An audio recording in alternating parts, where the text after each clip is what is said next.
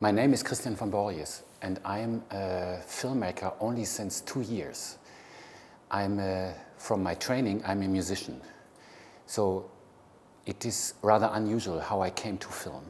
And it has to do with the fact that I, at some point, found out that how people in our world today, how they talk about film,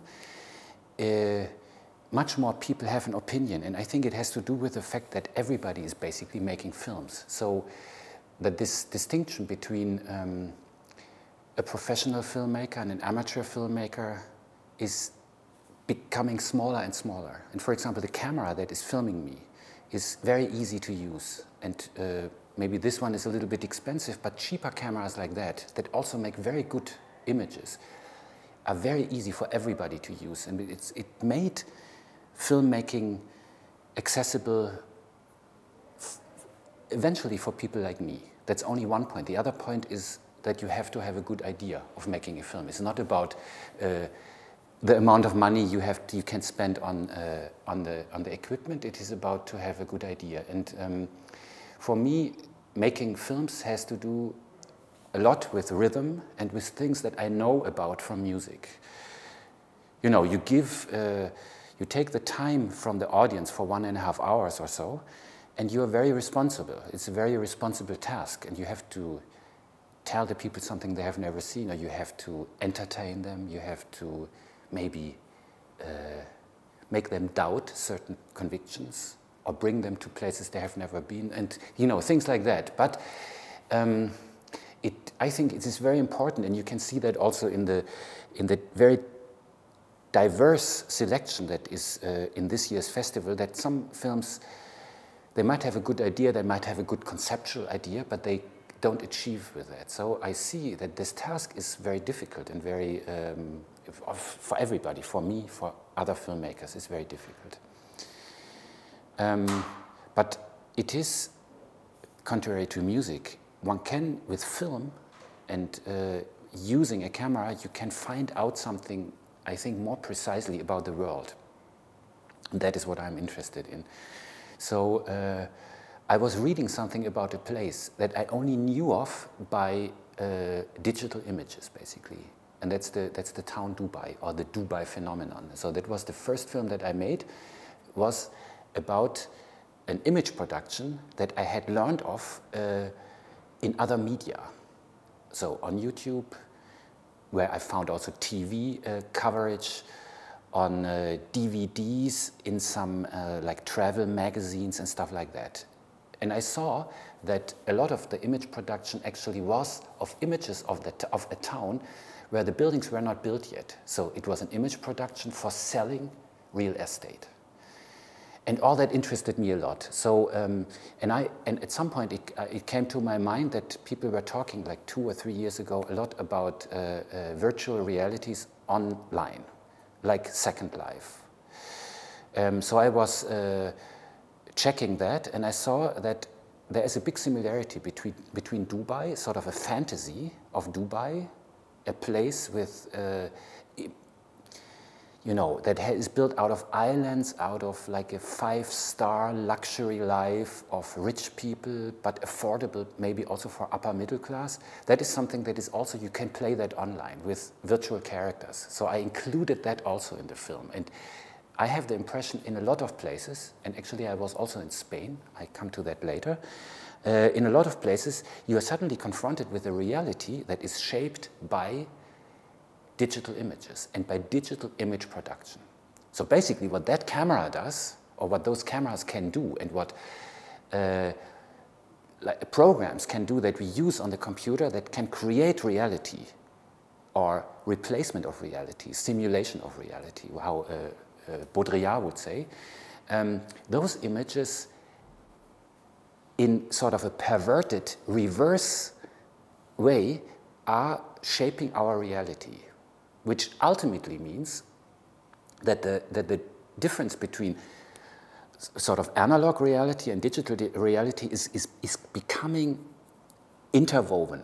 And that's something that interests me. And I think film is a very good means, a digital film, and so digital file production is a very good means to do that, because the media itself is part of what I'm describing.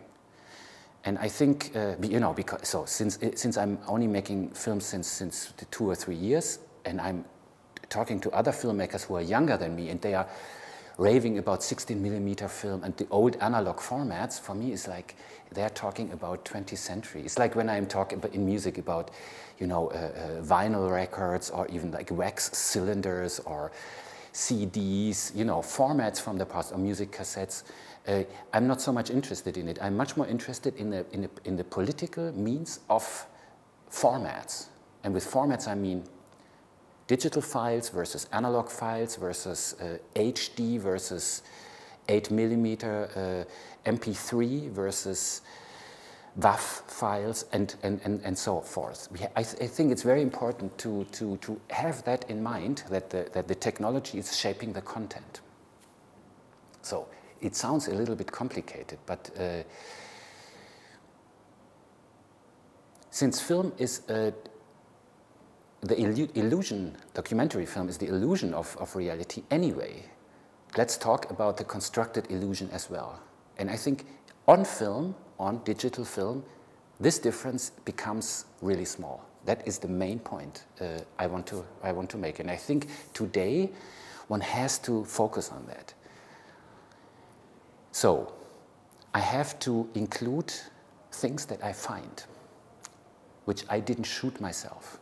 For me, the difference between an image that I did myself and an image that I'm finding is not very big. So I'm not like in this way like following this genius attitude, like 19th century, yeah, me and my image, or me and my invention. I don't believe in that. I would rather say all the images are already there. You just have to find them, or let's say most of them. So basically what I film myself is only the stuff that I didn't find. One can say to a certain extent. And we come to another problem there, and it's the problem with copyright. If I use things, I'm basically not allowed to do that.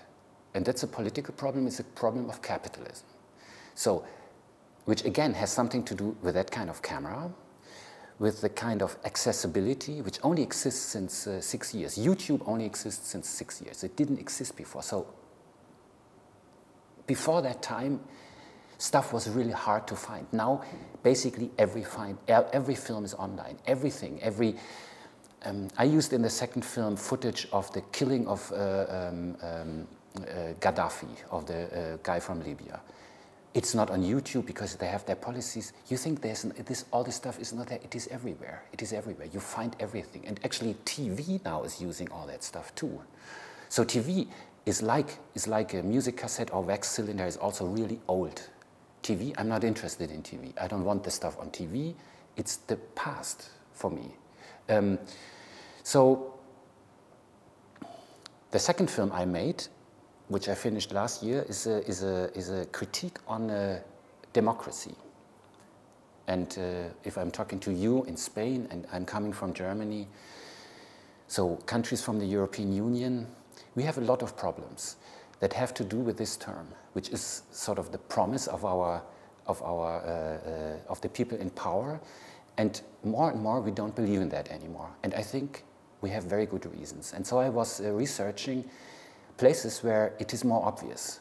And one place I went to is a place inside Europe, and it's a new state which is called Kosovo, which is in Balkan, which is, how I found out, a colony actually of the European Union. It's not very well known. And then I thought, okay, I go to other countries which label themselves democracies. So I went to Kazakhstan. I found basically it's a military dictatorship that is calling itself democracy. There's only one state actually in the world that is not calling itself a democracy, that's China. China is a one-party socialist system, so it's not democratic. They would never say that about themselves.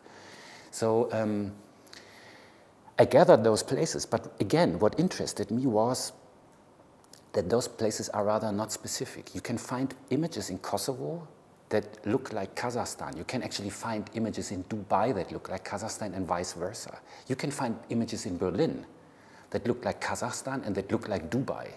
And in the first film, I was filming stuff in like real big real estate developments outside of Madrid and in Almeria. They look definitely like Dubai. And they look also like Kazakhstan, because Kazakhstan is also copying that. But I'm not only interested in the surface, that's the one thing, sort of the digital image. But I'm also interested, and I'm missing that in a lot of films that I see, I'm interested in the meaning of that. So I want to know, that I want to understand what's the story behind. So what is, it has to do with economics, it has to do with politics, it has to do with what is hidden, what is not visible. You know, you can show a nice painting. We saw a film today that was shot in one of the big museums in Vienna. I read that a lot of that art is actually stolen from Jewish people during the Third Reich, during the fascist times. This is actually a Jewish filmmaker. He didn't take care of that. I think it's a problem, you know? You show the images, and it's Rembrandt, it's Tizian, it's Bruegel.